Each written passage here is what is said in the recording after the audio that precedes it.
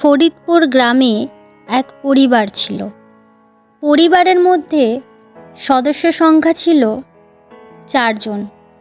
বাড়ির কর্তা ছিল সুবল এবং তার স্ত্রীর নাম ছিল সুভদ্রা। তাদের এক ছেলে বিশু ও তার স্ত্রী বিমলা।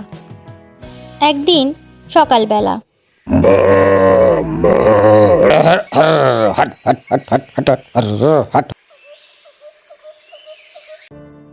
ও দাদা, আমি রাস্তা ভুল করে চলে এসেছি।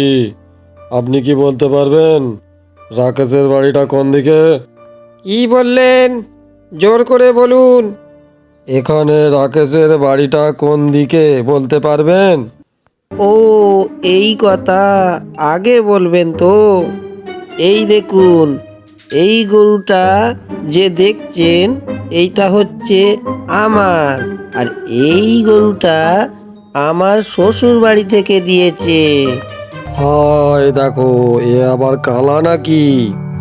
ও দাদা, আমি বলছি যে এখানে রাকেশের বাড়িটা কোন দিকে? কি লোক রে ভাই, কানে কালা আছে নাকি? শুনতে পাচ্ছ না বুঝি?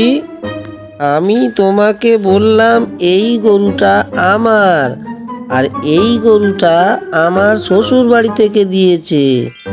একদম বুঝতে পারছো না? কি মানুষ রে ভাই! এইভাবে দুজনের মধ্যে তর্ক বিতর্ক হতে থাকে। তারপরে পথিক রেগে গিয়ে সুবলের গালে 2-3 চাপড় মারে। তখন সুবল গরু ও লাঙল ফেলে ঘরের দিকে রওনা দেয়। ঘরে গিয়ে সোজা বউয়ের কাছে যায়। সুবলের বউ তখন রান্না করার সরঞ্জাম প্রস্তুত করছিল।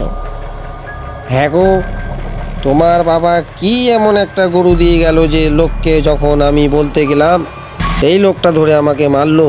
কেন মারবে? তোমার বাপের গরুটা তোমার বাড়িতে দিয়ে আসো গে। এই কথা শুনে সুবলের বউ রান্না বান্না ছেড়ে ওখান থেকে উঠে তার শাশুড়ির কাছে চলে গেল। তখন তার শাশুড়ি বারান্দায় বসে সবজি কাটছিল। হ্যাঁ গো মা, তোমার ছেলে কি কাজে যায়নি? এখন আমার কাছে এসে বলছে আমাকে তাড়াতাড়ি ভাত দাও। আমি এখন কোথায় খাবার পাবো? এখন কি রান্নার টাইম? আপনি ওনাকে একটু বলুন তো, আমার কাছে এসে চেঁচাচ্ছে। তাহলে আমি বাপের বাড়ি চলে যাব।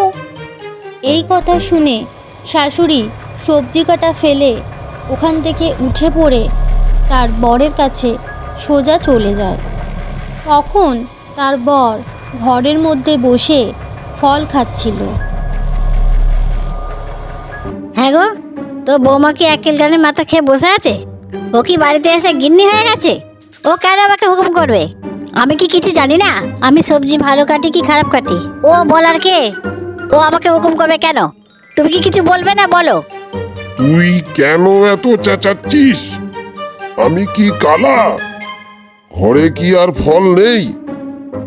আমি ফল খাচ্ছি বলে তোর আমার ফলের দিকে কেন লোভ এতটা?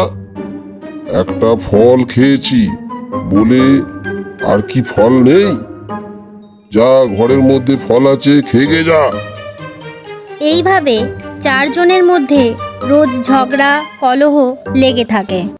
আরও মজার মজার ভিডিও পেতে আমাদের চ্যানেলটি সাবস্ক্রাইব করুন এবং কমেন্ট করে জানাতে ভুলবেন না গল্পটি আপনাদের কেমন লেগেছে।